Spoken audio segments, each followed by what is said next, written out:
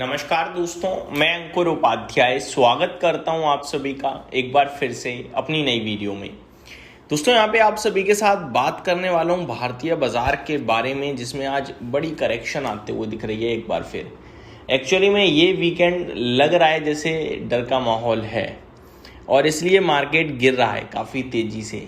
दो तीन बड़े कारण जो मुझे दिख पा रहे हैं, एक वीकेंड, दूसरा इंपॉर्टेंट लेवल्स का ब्रेक होना, इन सारी चीज़ों की वजह से बाज़ार ज़्यादा प्रेशर में चला गया है। खैर, इसके बारे में मैं आप सभी के साथ लास्ट वीडियो में बात करूंगा। अभी आप सभी के साथ बात करने वाला हूं मैं कच्चे तेल के बारे में। कच्चा तेल अगर आप देखें तो ये $107 प्रति बैरल हो गया है। $107 काफ़ी तेज़ी से ऊपर गया है, एक $1 करके ऊपर गया है। कोई एक साथ गैप अप नहीं आया, ना ऐसा लगा कि यार एक साथ बढ़ गया हो। एक $1 inch by inch, step by step गया है और अभी $107 आ गया है। और ऐसा लग रहा है जिस स्मूथनेस के साथ ऊपर जा रहा है, अगर जल्दी अच्छी खबर नहीं आई तो ये $110-115 बैरल भी हो सकता है। इस बीच में एक अपडेट जो आ रही है गवर्नमेंट की तरफ से, वो बताना चाहूँगा। ईरान की गवर्नमेंट की तरफ से, Iran and Pakistan officials discuss a cease fire. तो यहाँ बातचीत हुई है ईरान और पाकिस्तान के बीच में। ईरान की गवर्नमेंट ने कंफर्म किया है। दैट मीन्स ये खबर सच है, क्योंकि अभी तक क्या है कि ईरान को छोड़कर जिनकी तरफ से भी जो भी खबर आती है ना, वो ज़्यादातर ईरान डिनाई कर देता है। इस बार ईरान खुद कह रहा है कि हाँ भाई, पाकिस्तान के साथ बातचीत हुई है सीज फायर को लेकर। खैर, आगे बढ़े अगर हम, तो एक बार फिर कच्चे तेल की तरफ चलते हैं वापस से। कच्चा तेल परेशानी का विषय बना हुआ है। स्ट्रेट ऑफ हॉर्मोज वापस से बंद हो गया है, पूरी तरीके से ब्लॉक हुआ है। और ये ब्लॉक दो लोगों के द्वारा हुआ है, एक ईरान की तरफ से खुद और एक यूएस की तरफ से ब्लॉकेड हुआ है। तो ये दोनों ही चीज़ों ने मिलकर ना कच्चे तेल में वापस प्रेशर बना दिया है। मैं एक एक करके डिटेल्स शेयर करना चाहूँगा। Oil prices rose Friday as Middle East conflict continue to stoke energy worries with both the US and Iran seizing ships as the Strait of Hormuz stays shut. International benchmark Brent crude paired gains to climb 0.63% to $105.73 प्रति barrel in Friday trading, while US West Texas Intermediate future ahead advanced $96 प्रति barrel. मैं आपको बता, ये तो morning के levels हैं। अभी तो $107 ब्रेंट क्रूड ट्रेड कर रहा है। Price rose even as Israel and Lebanon agreed to prolong their truce following a meeting at the White House with senior US officials. President Donald Trump said Thursday the meeting went very well. Trump posted on Truth Social announcing the extension.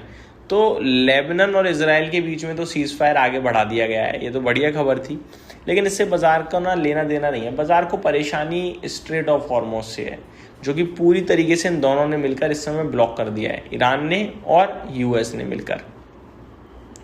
ये परेशानी का विषय है। The cease fire initially set to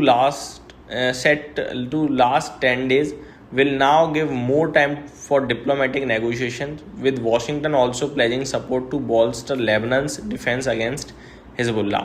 10 दिन का cease fire था, अभी और बढ़ गया है, अच्छी बात है। प्रॉब्लम जिनकी तरफ से वो अभी तक शांत नहीं हो रहे हैं।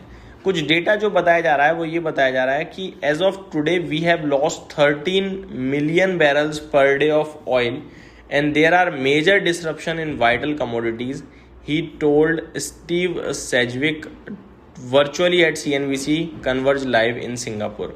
लगभग 13 मिलियन बैरल डॉलर्स का नुकसान हो रहा है इस समय, ट्रेड नहीं हो पा रहा। और भी बहुत सारी कमोडिटीज़ हैं जो ट्रेड नहीं हो पा रही हैं। तो 13 मिलियन दोस्तों छोटा नहीं होता है, करीब 13% होता है सीधा सीधा जो सप्लाई होना है उसका। तो मेरे हिसाब से बड़ा डिसरप्शन है। आगे, about 20 million barrels of oil and petroleum products were shipped every day through straight of Hormuz before the war. तो वॉर से पहले 20 मिलियन बैरल्स इधर उधर होते थे, लेकिन आज की डेट में काफ़ी कुछ दिक्कत आ गई है। अब ये जो ईरान पाकिस्तान वाली न्यूज़ है ना कहीं वायरल हो रही है। ये पॉजिटिव सेंटीमेंट्स थोड़े क्रिएट कर सकती है, क्योंकि पॉजिटिव न्यूज़ है कि ईरान और पाकिस्तान के बीच में सीज फायर को लेकर कुछ बातचीत हुई है। इसी के चलते अगर आप देखें तो थोड़ा आधा % समथिंग कच्चा तेल नीचे आया। अभी $106.8 प्रति बैरल पे है।